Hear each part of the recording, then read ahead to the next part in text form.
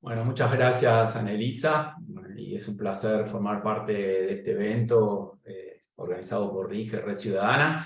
Esta temática, la temática de la justicia abierta, es el espíritu, como contó Inés Selwood, y el pilar de la Red Internacional de Justicia Abierta, y es algo en lo que venimos trabajando desde hace muchos años, ¿no? En pensar cómo poder lograr tener sistemas de justicia más cercanos a la ciudadanía, más transparentes, con mecanismos de participación ciudadana, y con mecanismos de rendición de cuentas. Y voy a empezar planteando 4 ejemplos de por qué es importante trabajar en temas de justicia abierta, si somos integrantes del sistema de justicia o si trabajamos desde la sociedad civil.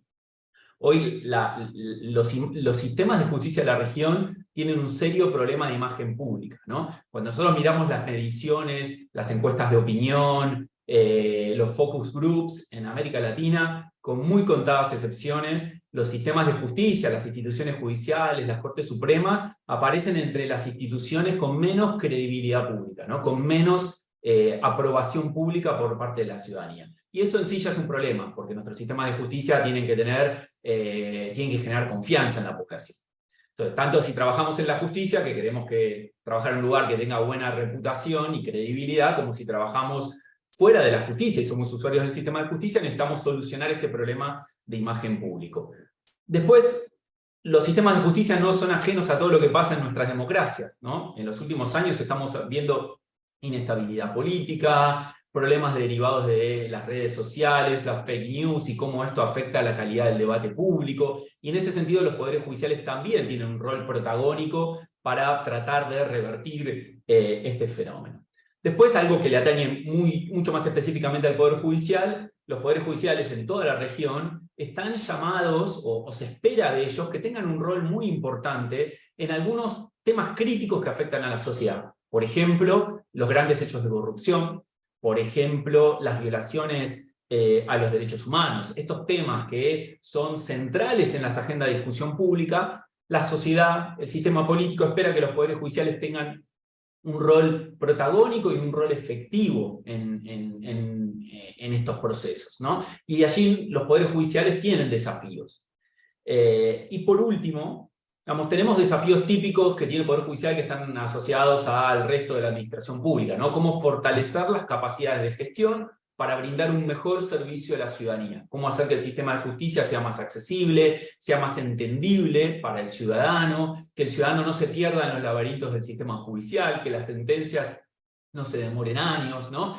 Entonces, estos 4 puntos que le mencionaba, imagen pública, los problemas de las democracias actuales, los desafíos de corrupción, derechos humanos y otros más que tenemos en la región, y las necesidades en términos de brindar un servicio efectivo y eficiente, ameritan que busquemos herramientas, que busquemos alternativas a los debates que venimos teniendo en el sistema de justicia desde hace años.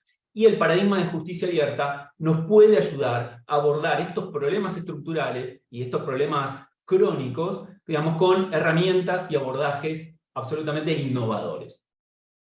Bueno, para esto yo voy a hacer una presentación, les voy a compartir pantalla. Quería un poco poner el contexto desde el cual promovemos una agenda de justicia abierta en la región y por qué es relevante tanto si somos funcionarios de los poderes judiciales, si trabajamos en la sociedad civil, en la academia, en las universidades, en las facultades de Derecho, etc.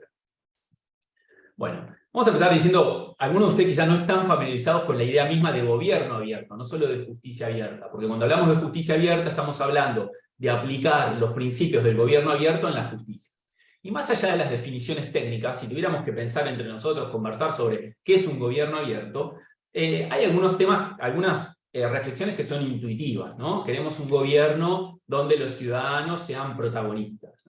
Y esto lo venimos viendo en nuestro mundo, en nuestra civilización, desde hace siglos. Ya en la Atenas de Pericles se hablaba, ¿no? En la época de las ciudades-estado griegas, en Atenas se hablaba de la participación ciudadana, de la deliberación pública, de cómo los ciudadanos tenían participación y voto en los grandes debates que afectaban la toma de decisiones en esa época. Entonces esta idea de participación ciudadana no es nueva. Tiene siglos en la tradición de los gobiernos y de la teoría democrática, ¿no? Entonces, no es un tema que sea absolutamente novedoso. Y esta idea de la participación ciudadana, digamos, que tiene que ver, como les decía, con el gobierno abierto, se va complementando con otras discusiones que tienen que ver con la calidad de nuestros gobiernos y con la calidad de nuestras democracias. Por ejemplo, los temas de transparencia, esta idea de que los gobiernos rindan cuentas, que publiquen o que cuenten lo que hacen, que el ciudadano pueda tomar contacto con lo que pasa dentro de los gobiernos. O con una metáfora, pensar que los gobiernos tengan paredes de cristal, que el ciudadano pueda ver qué es lo que está ocurriendo hacia dentro de los gobiernos. Y para hacer una hilación tremendamente arbitraria y acelerada, desde la Atenas de Pericles, cuando se hablaba de los temas de participación ciudadana, rendición de cuentas, y venimos más acá, en un momento más cercano en el tiempo, encontramos que en el siglo pasado, a mitad de siglo, con motivo primero de la Segunda Guerra Mundial y luego con el surgimiento de la Guerra Fría, se empieza a hablar de esta idea del secreto, ¿no? Se empieza a hablar de cómo revertir la cultura del secreto y la opacidad en los gobiernos, cómo poder tener más información de qué hacen los gobiernos. Durante la Segunda Guerra Mundial, con el Plan Marshall, que fue esta inyección masiva de recursos para la reconstrucción europea tras la guerra, digamos, en Estados Unidos, en Inglaterra también se empieza a hablar de esto, ¿no? De la cultura del secreto y cómo tener más información sobre estos planes de inversión económica, quiénes eran los beneficiarios, los contratistas, cuál era el impacto de los fondos. Durante la Guerra Fría, esto se volvió un tema más importante aún, especialmente en Estados Unidos y en algunas de las potencias europeas, cuando se proponían y discutían, decían, bueno, queremos más información sobre los planes de nuestro gobierno, sobre las políticas, sobre la política exterior. Entonces vemos, digamos, desde siglos atrás hasta ahora, cómo la discusión sobre participación ciudadana, sobre transparencia, sobre rendición de cuentas, no es una discusión novedosa. Y en nuestra región, en América Latina, en la década del 70 del siglo pasado, en la década del 70 y de los 80, tuvimos una proliferación de dictaduras, ¿no? De quiebres democráticos que llevaron a tener gobiernos dictatoriales. Y en esos gobiernos dictatoriales también aparecían muy fuertes reclamos de transparencia, de rendición de cuentas, sea por hechos de corrupción que ocurrían durante estos gobiernos dictatoriales, o las violaciones masivas a los derechos humanos que vimos en todos los países de nuestro continente, ¿no? En América Central, en la región andina, en el cono sur. Entonces aquí aparece también una demanda, ¿no? de rendición de cuentas, aparece una demanda, una expectativa de que la sociedad civil participe en los asuntos públicos y que participe en todo lo que tiene que ver con los sistemas, especialmente con los sistemas de justicia. Entonces vemos cómo hay una evolución a través del tiempo que nos va llevando a ver cómo estos conceptos que componen el gobierno abierto, ¿no? La idea de transparencia, de participación ciudadana, de rendición de cuentas, van evolucionando. Y esto hizo quizás su pico, hay un hito histórico, que es en la presidencia de Barack Obama, en el gobierno de Estados Unidos. Barack Obama lanza una política absolutamente innovadora que él denomina de gobierno abierto. En el año 2009, a poco de asumir, el presidente Obama emite este memorándum de transparencia y gobierno abierto, en el cual establece criterios centrales a los cuales debe apegarse toda su administración, ¿no? Todos sus funcionarios. Y estos tres principios centrales son mandatos, ¿no? Él dice, mi gobierno tiene que ser transparente, tiene que ser participativo y tiene que ser colaborativo. Si buscan este memorándum van a encontrar un poquito más la elaboración sobre esto, pero básicamente transparente es que se promuevan políticas y acciones de rendición de cuentas, ¿no? Que permitan saber a los ciudadanos qué está haciendo el gobierno, que le den información cumpliendo con las leyes de acceso a información pública, no solamente a través de pedidos, sino de manera activa, ¿no? Publicando información elemental en todas las páginas del gobierno de los Estados Unidos. También promover una estrategia de participación, ¿no? De involucramiento cívico en las acciones de gobierno, y la teoría detrás de esto, dice ese memorándum, es que de esa manera se mejora la eficiencia del funcionamiento del gobierno y se mejora la calidad de las decisiones del gobierno. Y el tercer eje, como les decía, el tercer mandato tiene que ver con la colaboración, ¿no? De tomar decisiones que permitan una colaboración activa primero hacia adentro del gobierno, entre áreas del gobierno, ¿no? Que las áreas del gobierno no sean compartimentos estancos, sino que haya involucramiento y haya retroalimentación y colaboración entre los distintos departamentos del gobierno de los Estados Unidos. Y luego, que esa colaboración se expanda y abarque también a la ciudadanía. Entonces, que al momento de diseñar políticas, al momento de evaluar políticas, al momento de tomar decisiones de política pública, el gobierno cuente con herramientas para involucrar a la ciudadanía, ¿no? Entonces, este memorándum y estos lineamientos, de alguna forma acuñaron esta versión moderna, más reciente del concepto de gobierno abierto. En casi todos los debates, cuando leemos la literatura al respecto, digamos, el hito fundacional de esta etapa en la que estamos ahora inmersos y que nos involucra a todos, digamos, comienza con este memorándum en el año 2009. Y posteriormente, con algo que fue muy importante, que es la decisión de Obama de fomentar la creación de un organismo internacional que se dedica a promover prácticas de gobierno abierto a nivel internacional. Y este organismo es nada más ni nada menos que la Alianza para el Gobierno Abierto,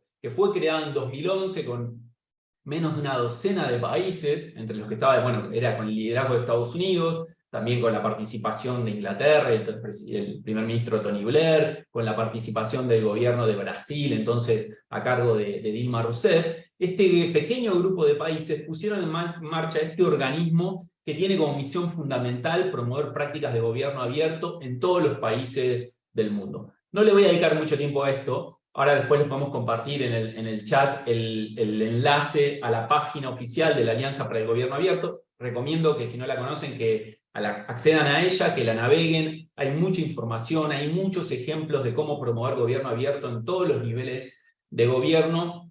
Y es de alguna forma el alma mater, ¿no? Como la institución madre de todas las redes y comunidades globales que trabajamos en los temas de gobierno abierto. Sea gobierno abierto en el Poder Ejecutivo, en el Poder Legislativo, o como vamos a ver ahora, en los poderes judiciales.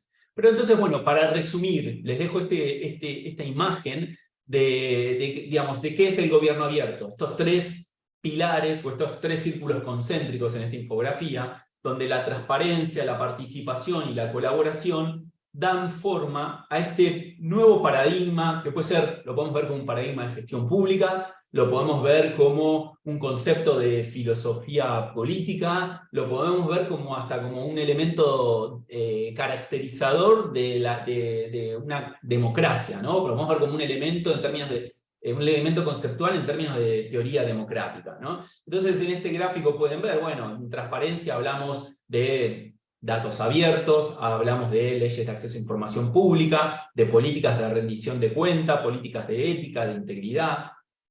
Cuando vamos a pensar los temas más de participación ciudadana, bueno, cómo involucramos a los ciudadanos, a los vecinos y vecinas en la administración de los gobiernos a través de consultas ciudadanas, de procesos deliberativos, de herramientas participativas como, no sé, los presupuestos participativos, cómo sumamos a la ciudadanía en todos los momentos del gobierno, ¿no? Y después, quizás lo más innovador, lo más disruptivo y el concepto que todavía está en elaboración es la colaboración. Bueno, ¿qué significa colaboración en el sector público, ¿no? ¿Cómo rompemos esta cultura de funcionamiento en silos hacia dentro del gobierno? ¿Cómo rompemos estas jerarquías? ¿Cómo descentralizamos? ¿Cómo llevamos el gobierno al territorio, ¿no? ¿Cómo lo acercamos al ciudadano?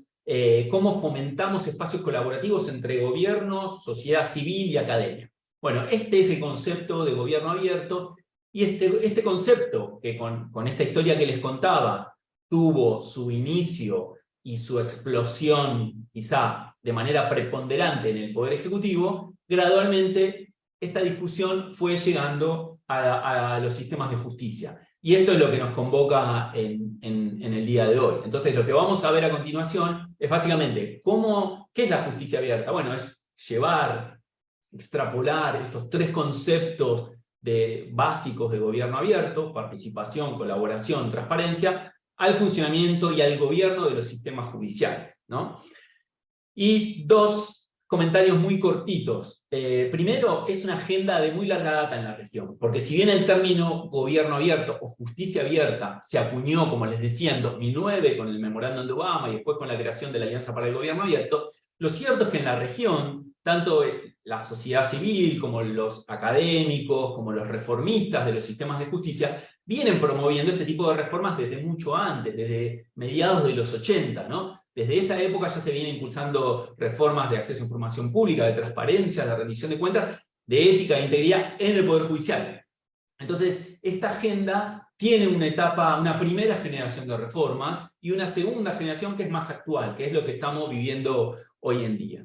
Y después, un spoiler, y que es muy grato, que es que América Latina tiene enormes logros y avances en materia de justicia abierta. Es quizá la región del mundo con mayor avance en este tema. Y tenemos que estar orgullosos, porque muchas veces nos planteamos, ¿no?, como a veces estamos a la cola de las reformas en muchos temas. En este caso somos la avanzada. La comunidad de activistas que hay de justicia abierta, los ejemplos de reforma de justicia abierta a nivel de la base del Poder Judicial, las iniciativas que se están dando en la cumbre, digamos, en la cima del Poder Judicial, a nivel de Cortes Supremas o de consejos de la magistratura, la cantidad de compromisos que hay en los planes de acción de los países que son parte de la Alianza por el Gobierno Abierto, la cantidad de compromisos de justicia abierta en esos planes de acción es superior en América Latina frente a otras regiones. Entonces, es muy importante empezar esta discusión diciendo, tenemos mucho camino recorrido, tenemos grandes logros y tenemos muchos ejemplos sobre los cuales inspirarnos y los cuales podemos copiar, imitar y adaptar en nuestra realidad.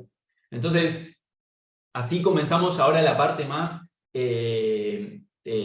enfocada en justicia abierta, ¿no? Hicimos este recorrido de dónde viene la idea de gobierno abierto, qué tan nuevo es, cómo ha ido evolucionando, este hito histórico durante el gobierno del presidente Obama, y cómo ha ido creciendo hasta hoy en día, donde tenemos una comunidad vibrante de justicia abierta, con muchísimas ONGs que lo están impulsando en la región, con muchísimos poderes judiciales, funcionarios judiciales, jueces, juezas, fiscales, defensoras, que están impulsando esta agenda. Entonces, un poco los efectos pedagógicos, ¿no?, para poder contarlo de una manera que sea un poco más entretenida, lo que les planteo es, vamos a hablar de una primera generación de reformas, que es hasta este surgimiento del concepto de gobierno abierto, y una segunda generación de reformas de justicia abierta. Son la misma agenda, nada más que se la estoy contando de alguna manera cronológicamente y dividida según los tres pilares conceptuales que les conté recién. Pilar de transparencia, de participación ciudadana y de colaboración ciudadana. Mientras tanto, si tienen preguntas, y la idea es que al final de mi exposición tengamos un espacio para preguntas, dejen las preguntas y comentarios en el chat, que la idea es que tengamos unos 10-15 minutos donde podamos crear un intercambio sobre este tema. Los invito a que pregunten, las dudas, la peor pregunta es la que no se hace, todas las dudas y preguntas son válidas, así que los aliento a que se sumen al final de la presentación para compartir sus ideas y preguntas. Entonces, en materia de transparencia, en la primera generación de reformas, ¿qué le pedíamos a los poderes judiciales? Se le pedía que sancionen normativas que reconozcan el derecho al acceso a la información pública. No voy a ahondar en qué es este derecho, pero básicamente es acceder a información que está en manos de cualquiera de los tres poderes del Estado, ¿no? Esto, que en la década de los 80 y 90 y principios de los 2000 era algo muy novedoso, es una etapa que está muy consolidada, y hoy la discusión ya no es que reconozcan el derecho, sino es que lo implementen, ¿no?, con efectividad, y que lo implementen respetando todos los derechos y todos los distintos aspectos de este derecho humano fundamental. También se le pedía a los poderes judiciales que tengan políticas de transparencia. Y cuando hablábamos de transparencia con los poderes judiciales íbamos a los temas más duros que había en ese momento, ¿no? Por ejemplo, declaraciones juradas patrimoniales, ¿no? Poder saber quiénes son los jueces, cómo es su perfil profesional, pero también saber cuál es su patrimonio, porque había grandes discusiones sobre temas de corrupción, ética e integridad judicial. Entonces, los temas de transparencia eran duros en ese sentido, se pedían declaraciones juradas, se les pedía a los poderes judiciales que publiquen información de compras y contrataciones, como hacía el Poder Ejecutivo, ¿no? La lógica era, ¿por qué el Poder Ejecutivo publica información de compras? Las compras y contrataciones son públicas, y el Poder Judicial no lo hace. Entonces queríamos llevar esa experiencia de transparencia en los sistemas de compras del Poder Ejecutivo al sistema de justicia. Algo elemental, le pedíamos que publiquen información presupuestaria. El presupuesto en cualquier organización es el esqueleto, es la columna vertebral. Si nosotros queremos saber cuáles son las prioridades de una institución pública, tenemos que mirar el presupuesto, tenemos que mirar su presupuesto. Ahí vamos a ver perfectamente, es una hoja de ruta, un listado de prioridades enunciado en términos financieros, contables, ¿no? Entonces, bueno, poder contar con los presupuestos aprobados y con los presupuestos ejecutados de los poderes judiciales, algo que en ese momento no era posible.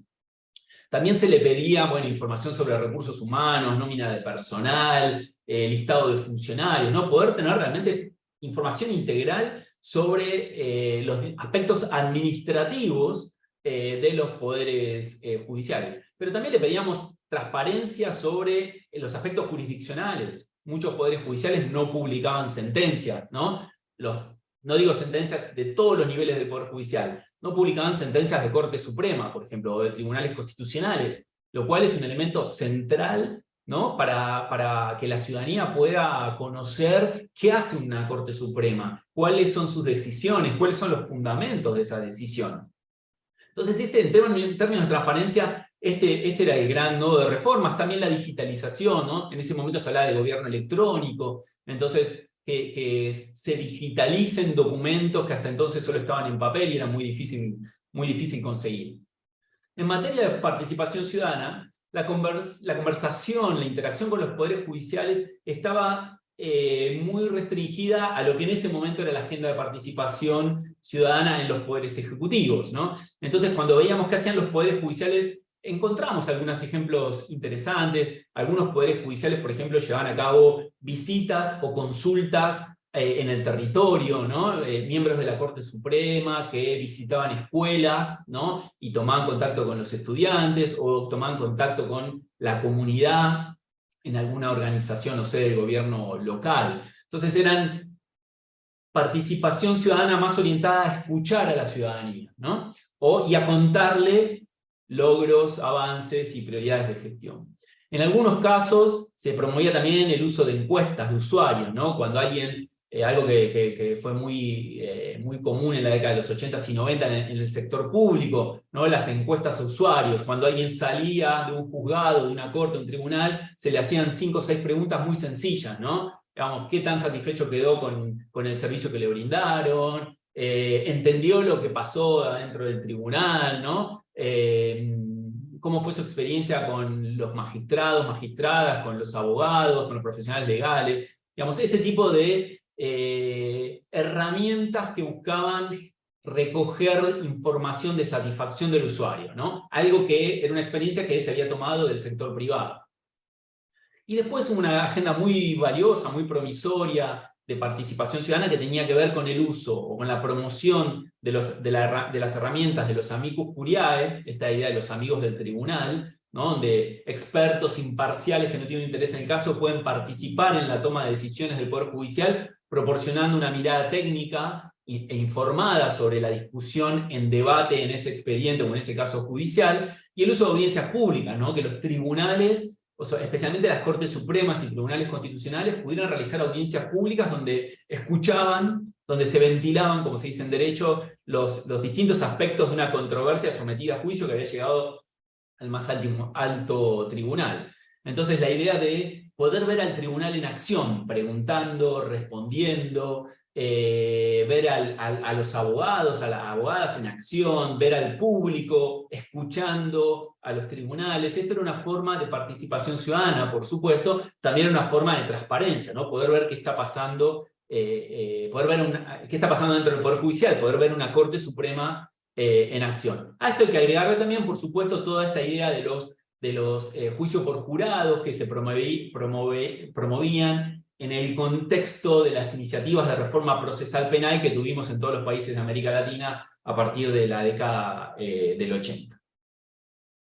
Y luego, en materia de colaboración, en ese entonces no hablábamos de colaboración, la verdad. Lo que encontrábamos era una fuerza motriz que venía de sociedad civil, que promovía un diálogo con el Poder Judicial, ¿no? Organizaciones de la sociedad civil, digamos, asociaciones civiles, fundaciones, centros de pensamiento, que invitaban a tener un diálogo al Poder Judicial para hablar de prioridades, para hablar de diagnósticos, para hablar de necesidades y oportunidades.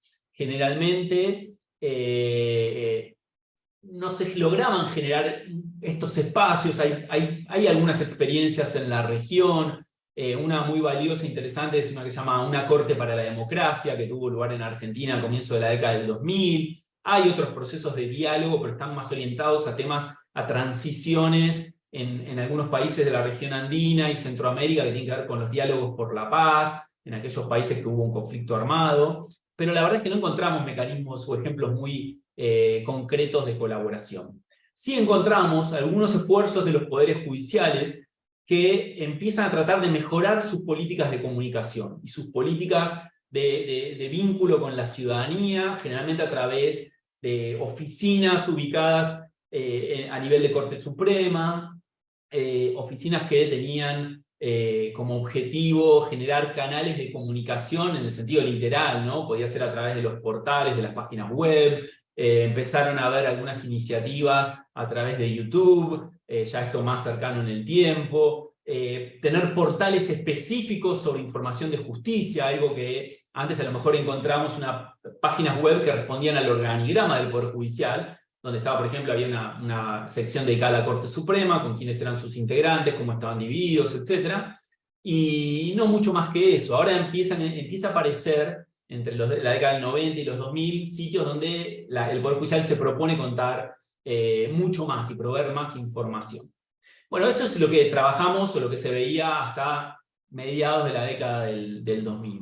¿Qué pasa en la segunda generación de reformas? Bueno, hoy en día en materia de transparencia, es la discusión, no es que los temas de la primera generación se dejaron de discutir, no, esas discusiones continúan, porque en algunos países se puede avanzar, en otros casos no, entonces estas discusiones siguen estando vigentes, pero aparecen complementadas por la nueva agenda de justicia abierta, ¿no? Que es la agenda más moderna. Acá encontramos la discusión de transparencia, ya no es de acceso a información pública, sino es de implementación, ¿no? Para garantizar estos derechos, que los poderes judiciales tengan políticas de transparencia activa, es decir, bueno, que brinden mucha información central vinculada a su organización, a su presupuesto, a su actividad jurisdiccional, que la publiquen proactivamente, que el ciudadano no tenga que pedirla, ¿no? Que ya esté en sus portales. Quizá la línea de trabajo que más explotó y donde hemos visto más avances, y en el día de hoy vamos a tener, y mañana también vamos a tener dos paneles dedicados a esto, son los datos abiertos, ¿no? La promoción, la iniciativa de datos abiertos en el sector justicia explotó en los últimos 10 años, es un trabajo sumamente provisorio, es publicar información del sistema judicial en formato abierto a disposición de la ciudadanía. En la primera generación hablamos de publicar estadísticas, ahora hablamos de publicar datasets, ¿no? Sets de datos, conjuntos de datos en formato abierto, que más tarde vamos a ver bien de qué se trata esto. También ya no le pedimos a los poderes judiciales que publiquen información de compras y contrataciones, sino que implementen estándares modernos de calidad de los sistemas de compras y contrataciones, incluyendo el estándar de contrataciones abiertas, que es un estándar originado por una importantísima entidad no gubernamental, que es la Open Contracting Partnership, la alianza para las contrataciones abiertas, que promueve estándares para que todos los gobiernos, pero también los poderes judiciales en este caso, publiquen la información de compra siguiendo algunos parámetros que hacen que sea más fácilmente comunicable a la ciudadanía, pero también más fácilmente comparable, ¿no? Así podemos comparar poderes judiciales y ver cómo están manejando la información de sus compras. Y en materia de transparencia, asociado también a la rendición de cuentas, vemos grandes iniciativas de lo que yo llamo pedagogía cívica, ¿no? Poderes judiciales que usan los datos que producen, algunos datos en formatos abiertos, otros no están en formatos abiertos, para usarlos como una herramienta pedagógica a través de las técnicas de visualización, ¿no? Aplicar técnicas de visualización de datos para contar, para explicar, para rendir cuentas de cómo funciona el Poder Judicial. Esto es novedoso, ya no es tan novedoso en los poderes ejecutivos, pero es altamente novedoso en los poderes judiciales y es una línea de trabajo sumamente interesante. A todo esto tenemos que seguir trabajando en los temas que tienen que ver con los marcos normativos, ¿no? Tener buenas leyes en materia de transparencia, en materia de ética, en materia de integridad, que le permitan a los poderes judiciales adecuarse a los estándares del resto de los poderes del Estado. En materia de participación ciudadana, lo que estamos viendo en la actualidad es buscar innovaciones en las herramientas clásicas de participación. Y en esto las nuevas tecnologías nos han dado muchísimas herramientas para poder innovar y para poder mejorar los canales de comunicación y de participación con la ciudadanía. Hoy tenemos plataformas en código abierto como es Consul, esta plataforma que ha sido utilizada en decenas y decenas, ya diría cientos, de gobiernos locales y nacionales para generar procesos de consulta ciudadana, para generar procesos de diálogo y de deliberación, para generar debates ciudadanos alrededor de temas que proponen los gobiernos. Bueno, estas herramientas, que quizá el ejemplo más conocido es el ejemplo del programa Decide Madrid en España, pueden buscar la plataforma y la página, es sumamente interesante, y que se ha replicado en gobiernos locales y nacionales en todo el mundo. Es una herramienta muy buena para generar canales online de participación y canales que tienen potencia, que tienen llegada, que tienen ancho de banda y nos permite generar diálogos constructivos, inclusivos e incluso direccionados, ¿no? Diálogos podemos generar diálogos con distintos segmentos de la sociedad. Otro de los pilares, yo estoy resumiendo mucho todo esto, hay mucho material para aquellos de ustedes que quieran hacer, como se dice, doble clic en cada uno de estos temas. El tema del lenguaje claro ha explotado también, es un tema que está en la cresta de la ola, cómo tener políticas de lenguaje claro en el Poder Judicial. Sabemos que el sistema de justicia no habla con claridad, muchas veces tiene un lenguaje técnico, usamos palabras en latín, porque así nos enseñan en las facultades de Derecho y así nos enseñan cuando entramos a trabajar al Poder Judicial. El resultado son documentos y decisiones que solo las entienden los expertos del Poder Judicial y los expertos legales. La ciudadanía no entiende nada. Entonces tenemos que trabajar en diseñar políticas de lenguaje claro que nos permiten simplificar no solamente las sentencias judiciales, sino todo otro tipo de documentos. Por ejemplo, el documento que usamos, el formato estándar que usamos para una notificación. A veces las personas reciben una notificación y los términos son tan complejos que no las entienden, ¿no? Entonces, bueno, ese es un tema excelente con un potencial enorme para trabajar. Después, la irrupción de las nuevas tecnologías, como les contaba con el ejemplo de la plataforma Consul, nos permite usar código abierto, nos permite usar todas las innovaciones que hay en el resto del sector público sobre canales de comunicación ciudadana, ¿no? Cómo usar redes sociales para atención al público, no para comunicación en general, sino cómo a través de un bot en Twitter o en Facebook o en WhatsApp podemos generar canales de atención y de diálogo e interacción con la ciudadanía para atenderlos como usuarios, ¿no? Entonces las nuevas tecnologías nos plantean un montón de escenarios. Después vemos oportunidades para la participación ciudadana en los distintos procesos del ciclo de política pública, ¿no? En la planificación estratégica, en la implementación, también en la evaluación, ¿no? de políticas públicas y en la rendición de cuentas. Entonces acá empezamos a encontrar, y en América Latina, en la región andina, en algunos países de Centroamérica, encontramos iniciativas muy interesantes de involucrar al ciudadano, de consultarlo al momento de definir las prioridades del Poder Judicial. Y por último, como les decía, redes sociales, pero ya pensadas no como canal de atención al usuario, sino como un canal de difusión, como un canal de comunicación y como un canal de interacción. Este también es un tema que está en la cresta de la ola, no solamente por su potencial, sino por los debates y controversias, ¿no? que hay al respecto.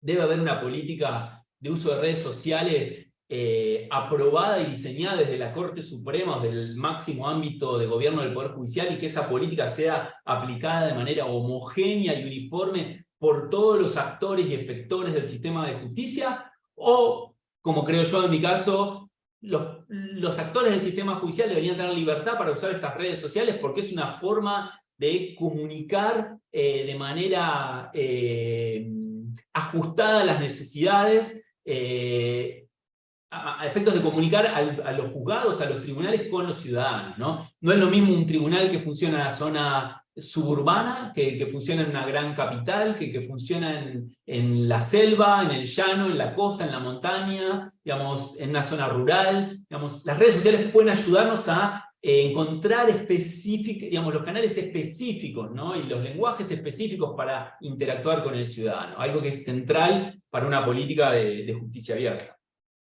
Y en materia de colaboración, vamos cerrando con los ejemplos, acá lo que encontramos en esta nueva etapa sí ya encontramos ejemplos más claros de colaboración entre las instituciones judiciales, la ciudadanía, la sociedad civil, ¿no? Acá la fuerza motriz es compartida, ahora los poderes judiciales están interesados en ese diálogo que hace 20 años solo lo proponía la sociedad civil y en algunos casos la academia. Hoy los poderes judiciales generan proactivamente, digo, de manera, estoy generalizando, ¿no? Pero encontramos ejemplos en la región donde los poderes judiciales generan estos espacios de diálogo, de colaboración y de interacción. Un ejemplo muy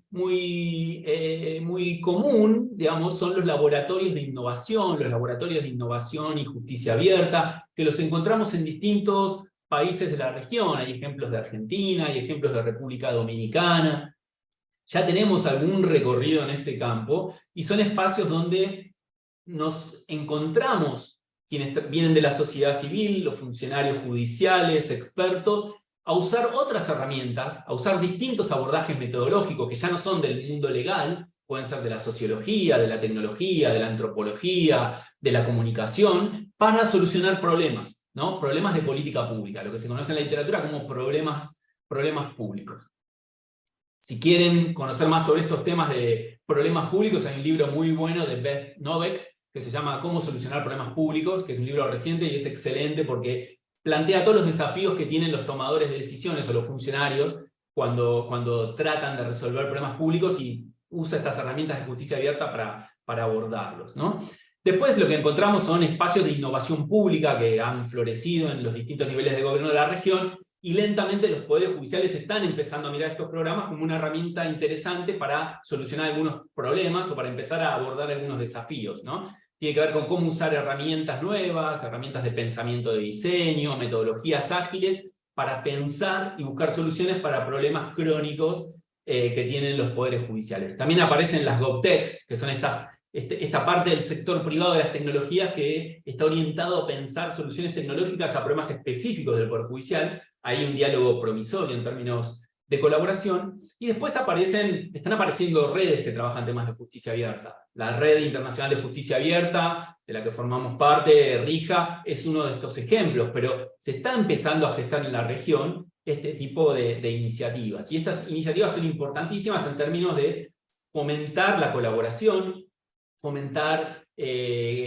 canales para compartir conocimiento, generar alianzas y coaliciones para empujar determinadas agendas, ¿no? Entonces vemos cómo encontramos ya más actores. La discusión de justicia abierta de 20 años atrás está mucho más desarrollada y es mucho más rica en términos de capital humano, ¿no? Tenemos ya actores del Poder Judicial que están comprometidos con este tema, tenemos actores de sociedad civil, de la academia, del sector privado, incluso de los otros poderes del Estado, ¿no? que tienen vocación de hablar de políticas ya no de justicia abierta o de gobierno abierto, sino de Estado abierto, ¿no? De tener una ruta, una hoja de ruta para lograr implementar el gobierno abierto en los 3 poderes del Estado.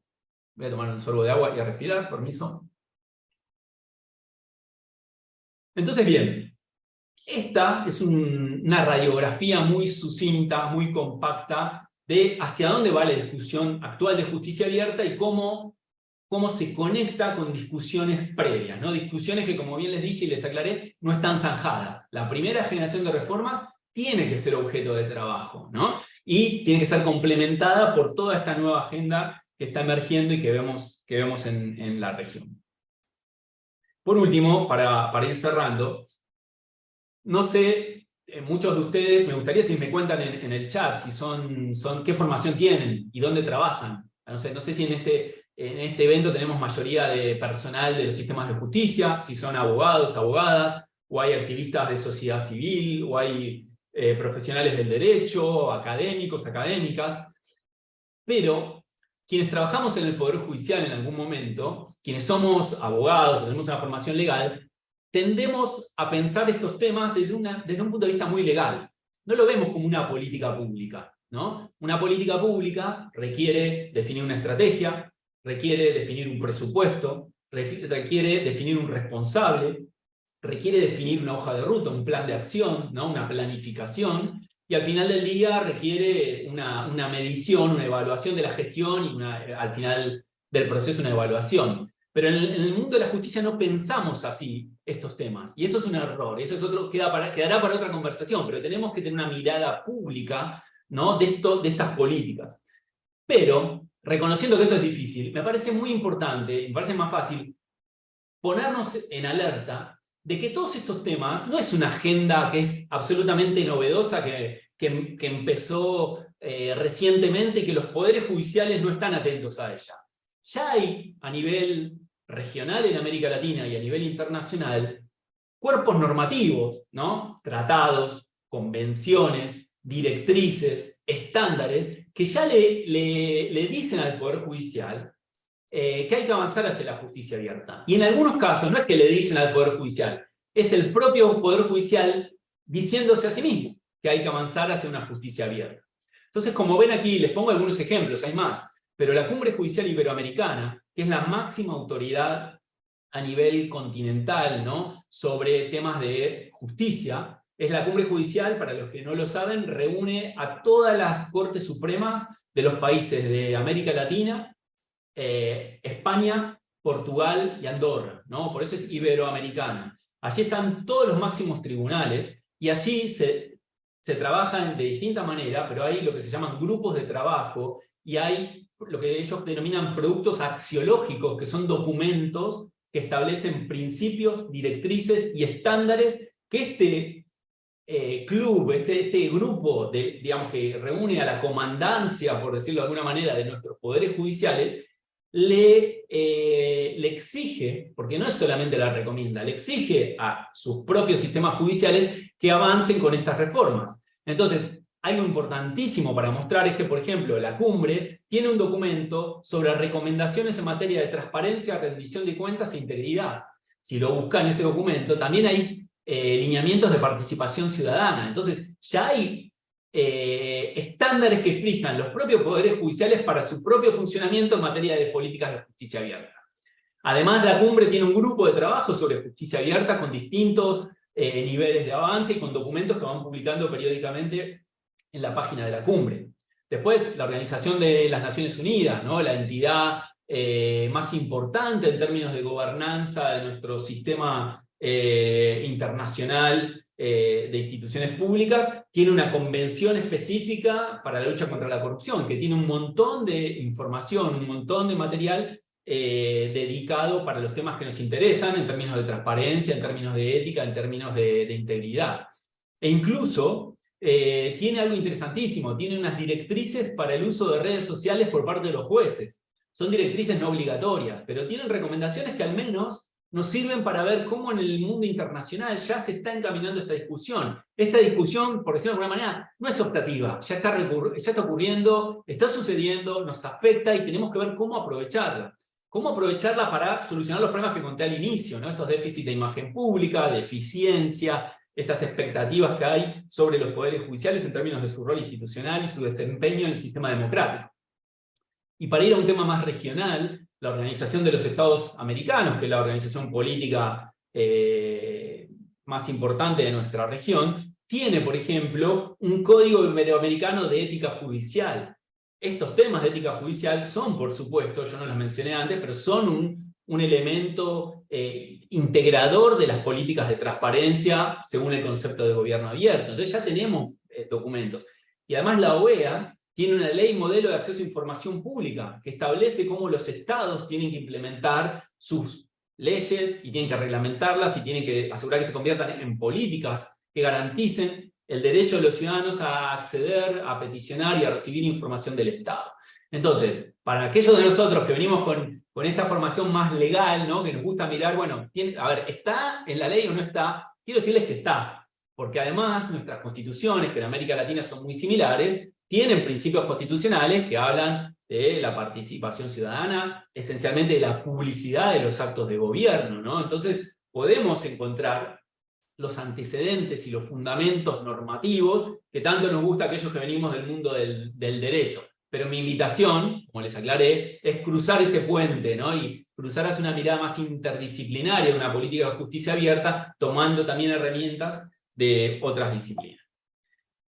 Y para culminar, quizá me gustaría dejarles algunas reflexiones de cómo seguimos con esto de promover políticas de justicia abierta. ¿Cuáles son algunos de los hitos, algunos de los desafíos en esta hoja de ruta en la promoción de políticas de justicia abierta? Bueno, creo que uno de los grandes desafíos es en seguir generando, documentando, captando experiencias, conocimiento de cómo implementar reformas de justicia abierta en la práctica.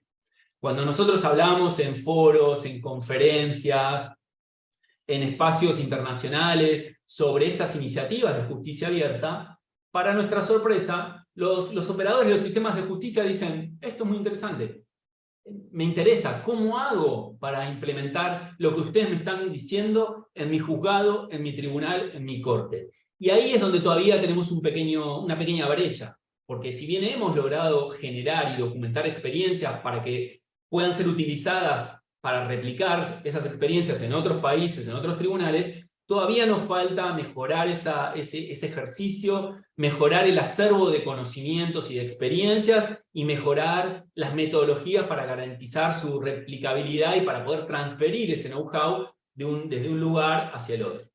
El segundo punto es que tenemos el desafío de formar una nueva generación de líderes y reformadores de justicia abierta, los que son quienes impulsen estas reformas. En inglés se usan la palabra los champions, ¿no? Los campeones, son aquellos que promueven, lideran y pregonan, digamos, esta nueva agenda que va a mejorar la apertura, la legitimidad y la transparencia de los poderes judiciales. Bueno, esto requiere inversión, requiere estrategia, digamos, tenemos que conectar los nodos que estamos trabajando en estos temas, ¿no? Las organizaciones de la sociedad civil y las redes como RIJA, como Red Ciudadana en Guatemala, con las escuelas judiciales, con los centros de formación judicial que tienen no solamente los poderes judiciales en un sentido estricto, sino también las fiscalías y las defensorías, trabajar con las facultades de derecho, ¿no? Con las escuelas de derecho. Tenemos que generar esa red, y por supuesto también con organismos internacionales, con USAID, con el Programa de Naciones Unidas para el Desarrollo. Hay un potencial enorme para generar esto, va a permitir acelerar las reformas.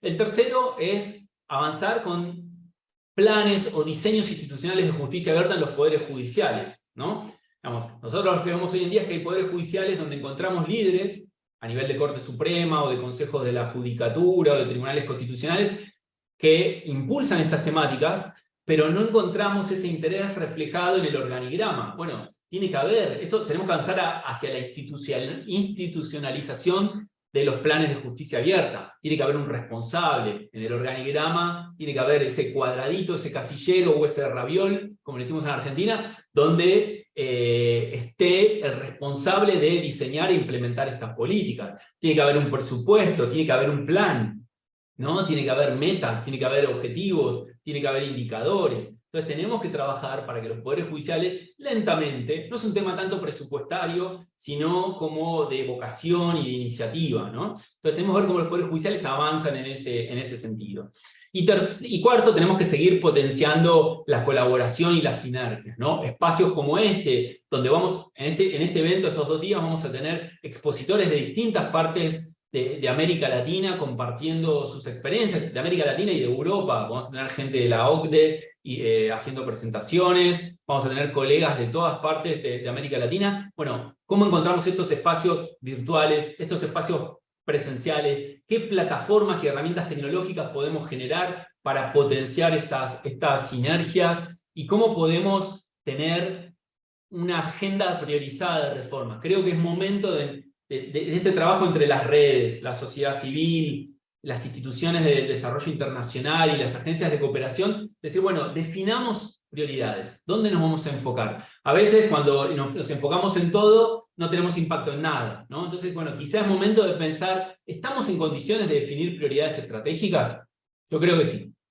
les agradezco mucho por este tiempo. Bueno, y estamos abiertos a preguntas. No sé si hay preguntas en el chat porque no lo pude ver, pero bueno, lo dejo en manos de Julio este momento de moderación. Muchas gracias. Muchísimas gracias, Álvaro. Muy, muy interesante tu exposición. Como siempre, profundizar en el tema de justicia abierta es importante y lo has hecho de una forma muy importante como siempre lo realizas. Algunas preguntas que nos hacen, Álvaro, algunas han sido directas. Primero, agradecerles a todas las personas que pueden colocar en su chat, en el chat, se pueden presentar, pueden utilizar el chat como un espacio también de encuentro, ¿verdad? Donde puedan compartir de qué país nos visitan, son funcionarios públicos, sociedad civil, qué temas les interesan, ¿verdad? Porque también ahí se pueden generar contactos, nos escriben desde Guatemala, de Ecuador, de Chile, pues contarte que tenemos de Costa Rica mucha participación alrededor de esto. Una de las preguntas que me llega justamente al final de este espacio es el tema del tema de oportunidades estratégicas. Me preguntan, y ahí lo planteabas un poco, si puedes profundizar un poco más, el tema del formar a la nueva generación de líderes y reformadores.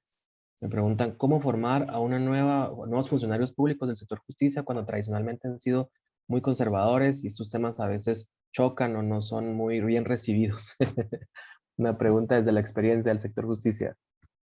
Gracias, Julio. Me parece que es una muy buena pregunta, muy relevante, porque muchas veces, yo siempre digo, yo he trabajado en el Poder Judicial en distintas etapas, en sociedad civil, y siempre he promovido este tipo de reformas.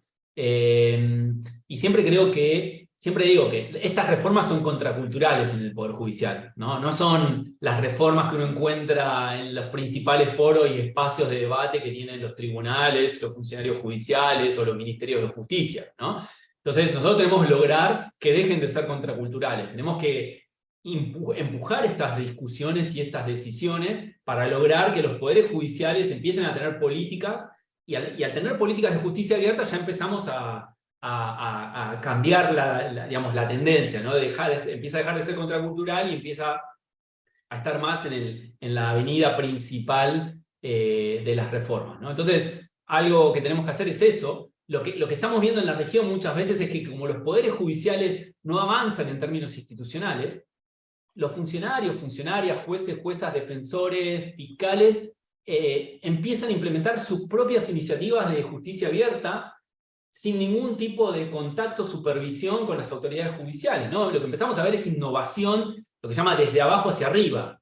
Los procesos de innovación pueden tener distintas direcciones en una estructura, en una burocracia, pueden ser impulsados por las máximas autoridades, en lo cual es un proceso de innovación de arriba hacia abajo, pero en este caso vemos que las iniciativas están floreciendo en la base de la pirámide del sistema judicial, y las cumbres de los poderes judiciales, ¿no? La cima de los poderes judiciales, están más lentos, ¿no? Y vienen un poco atrás de esta reacción y este fenómeno que estamos viendo. Entonces, cuando yo al principio le decía que hay muchísimas experiencias interesantísimas en América Latina sobre estos temas, la mayoría de ellas están en la base de la pirámide.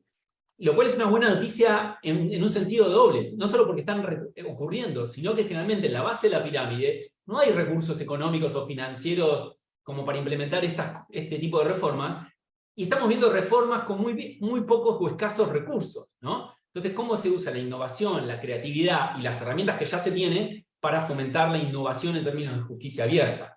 Pero bueno, volviendo al eje de la pregunta, yo creo que tenemos que diseñar estrategias para generar esta nueva camada de reformistas, ¿no? Primero tenemos que identificar y conectar a aquellos que estamos trabajando estos temas, ¿no? Entonces, sabemos, por ejemplo, que en Argentina hay una serie de instituciones que lo están trabajando dentro del sector justicia y en sociedad civil, que en República Dominicana está la Escuela Nacional Judicial que impulsa estos temas, que en otros países de la región andina y de Centroamérica hay distintos promotores, bueno, Red Ciudadana en Guatemala, ¿no? Y después encontramos jueces en cada uno de estos países que están interesados. Hay jueces que forman parte de RIJA, por ejemplo, jueces, magistrados, según cómo sería en cada país, de México, ¿no? De Chile, defensores públicos, de distintos poderes judiciales provinciales de Argentina, de Brasil. Entonces tenemos que conectar a aquellos operadores del sistema de justicia para conocernos, para compartir experiencias y para identificar necesidades y oportunidades, ¿no?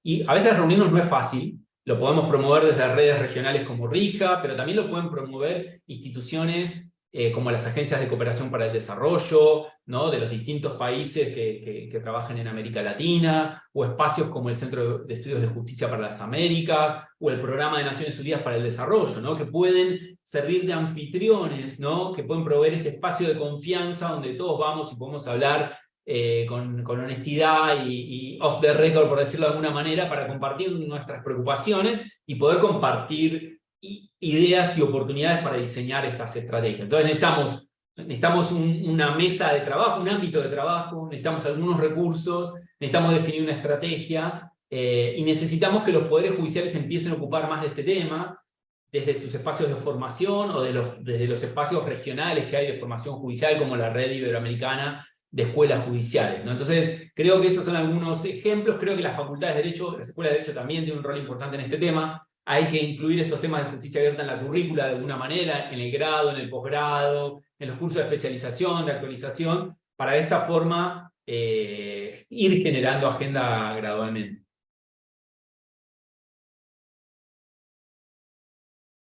Perfecto, Álvaro, gracias por tu respuesta. Estoy leyendo el chat, hay muchos comentarios, muchas personas que se están presentando de diferentes partes de Latinoamérica, diferentes espacios, abogados, economistas, estudiantes, funcionarios públicos, jueces, juezas, muy contentos de tener toda esta participación.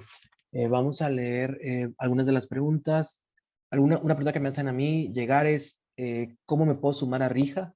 Creo que ya lo estaban compartiendo en el chat, pero se nos puedes contar un poquito más de RIJA y cómo podemos sumarnos en tema de la membresía y todo este proceso. Sí, ahora vamos a compartir de nuevo las redes sociales y la forma de contactarse con RIJA, pero RIJA es una red abierta que simplemente hace falta llenar un formulario para formar parte y luego uno puede participar de los distintos grupos de trabajo. Tenemos grupos de trabajo sobre participación ciudadana, transparencia, datos abiertos, acceso a información pública, capacitación, tecnología.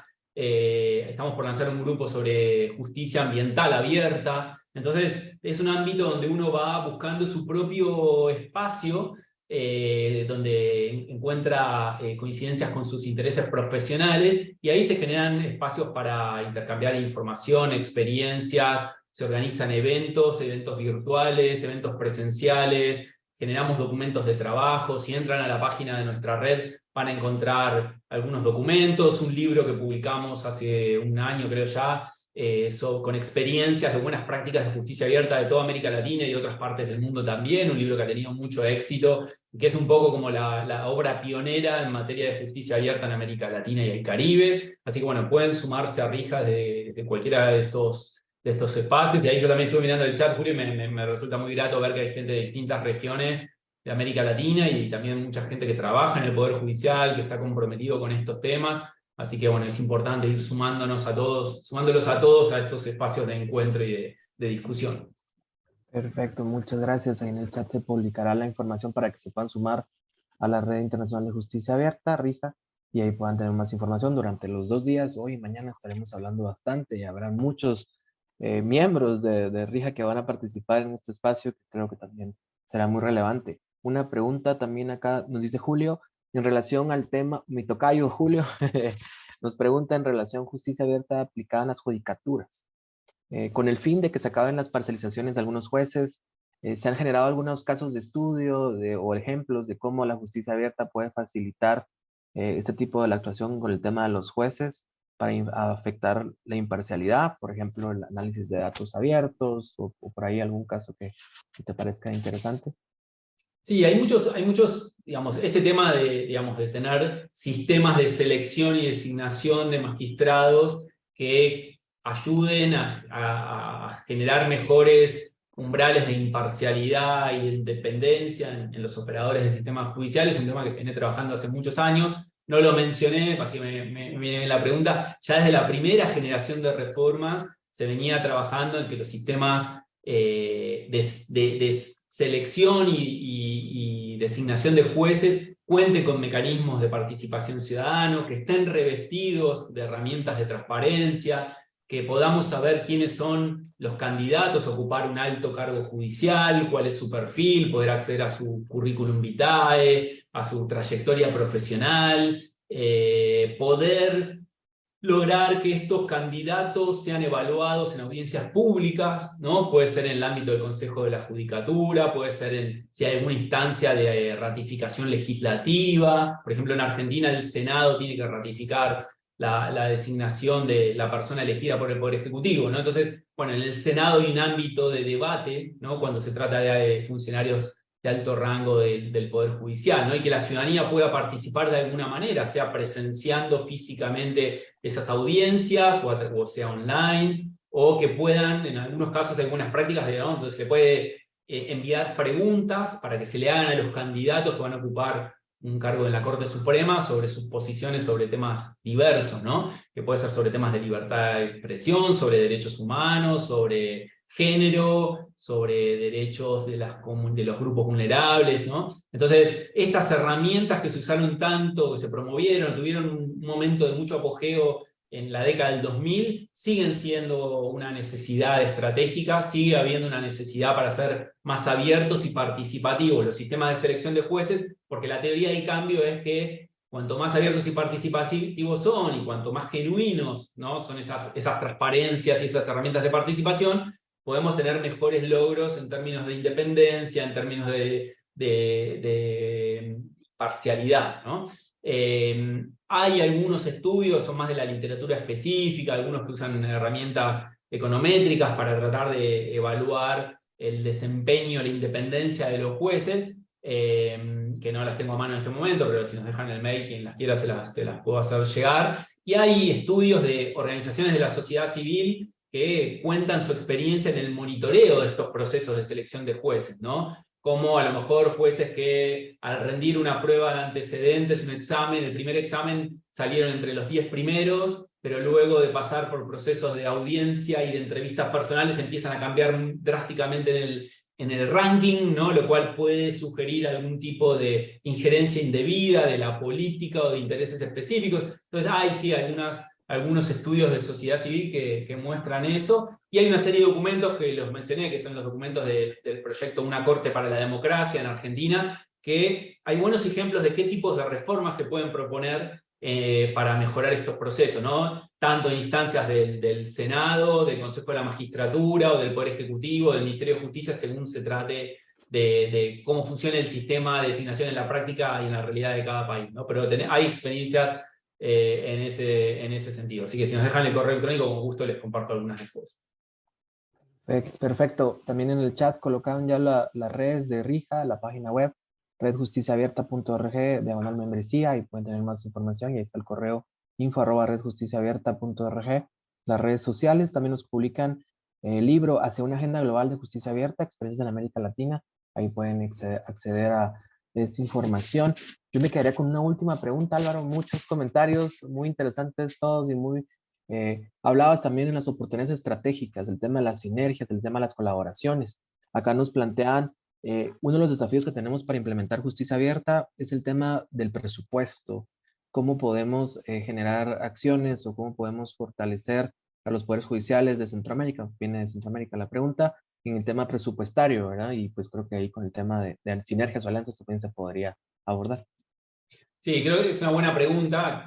Sabemos que obviamente con recursos todo es más fácil, ¿no? Con recursos y voluntad política, institucional, digamos, todo es más fácil, pero a veces se puede trabajar sin recursos, ¿no? Tenemos algunos ejemplos. En Argentina, el Programa de Naciones Unidas para el Desarrollo, el PNUD, publicó un estudio que se hizo con el Consejo de la Magistratura de la Ciudad de Buenos Aires sobre un juzgado en la Ciudad de Buenos Aires que hizo importantes avances en materia de justicia abierta con casi nulo presupuesto, ¿no?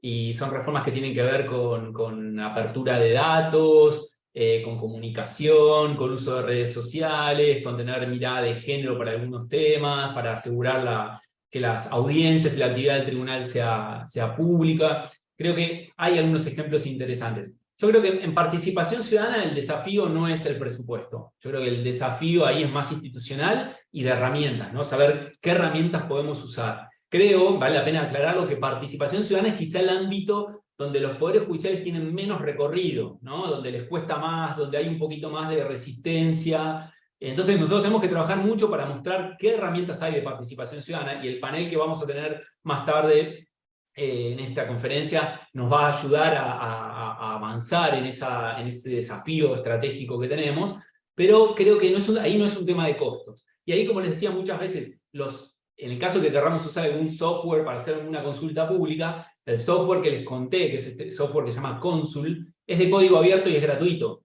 Entonces, lo único que necesitamos es que tener a alguien en la oficina o en el Poder Judicial del área de informática que esté dispuesto a ayudarnos a implementarlo. Es realmente de muy baja complejidad y de costo cero, ¿no? Solamente se requiere algunas horas de trabajo de alguien que trabaje en el equipo. Después, en materia de datos abiertos, a ver, en materia de transparencia, de acceso a información pública, tampoco, no hay un tema de costos, ¿no? De nuevo, es un tema de decir, bueno, ¿cómo puedo hacer para cumplir mejor con las directivas en materia de acceso a información pública, de transparencia activa?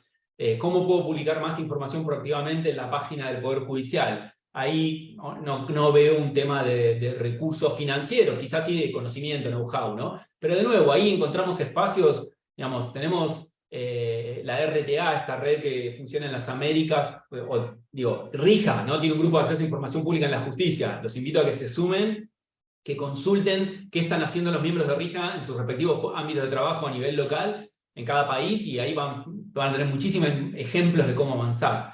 Creo que también hay oportunidades interesantes en materia de datos abiertos. Quizá en datos abiertos, cuando uno mira los poderes judiciales que tienen los mejores portales de datos abiertos, uno ve que ahí hay un esfuerzo y una inversión en la programación de los portales que sí puede requerir recursos financieros. Pero uno puede empezar a publicar algunos pequeños, pocas cantidades de datos, puede ser incremental, y se puede publicar datos en formato abierto sin necesidad de tener un sitio, un portal de datos abiertos programado. Eso lo podemos dejar a medida que vamos avanzando, ¿no? Podemos dejarlo como un hito posterior en el camino. Entonces, y también el software que se usa para la programación de los portales de datos abiertos, hay uno que se llama Andino, otro que se llama CKAN, C-K-A-N, CKAN, son software de código abierto, ¿no? Entonces, quizá los recursos necesarios son tener a alguien técnico en el equipo que pueda tomar este código y adecuarlo a nuestra página web, a nuestro sitio. Entonces, yo creo que hay algunos temas de recursos, pero los invito a que desde RIJA creamos estos puentes para compartir, pero también me parece que lo más importante es avanzar, dar los primeros pasos, y una vez que vamos avanzando, aunque sea sin recursos, podemos ver de que se puede empezar a caminar hacia una justicia abierta, ¿no? Y luego, a medida que necesitemos más sofisticación, ahí sí aparecen los temas de presupuesto.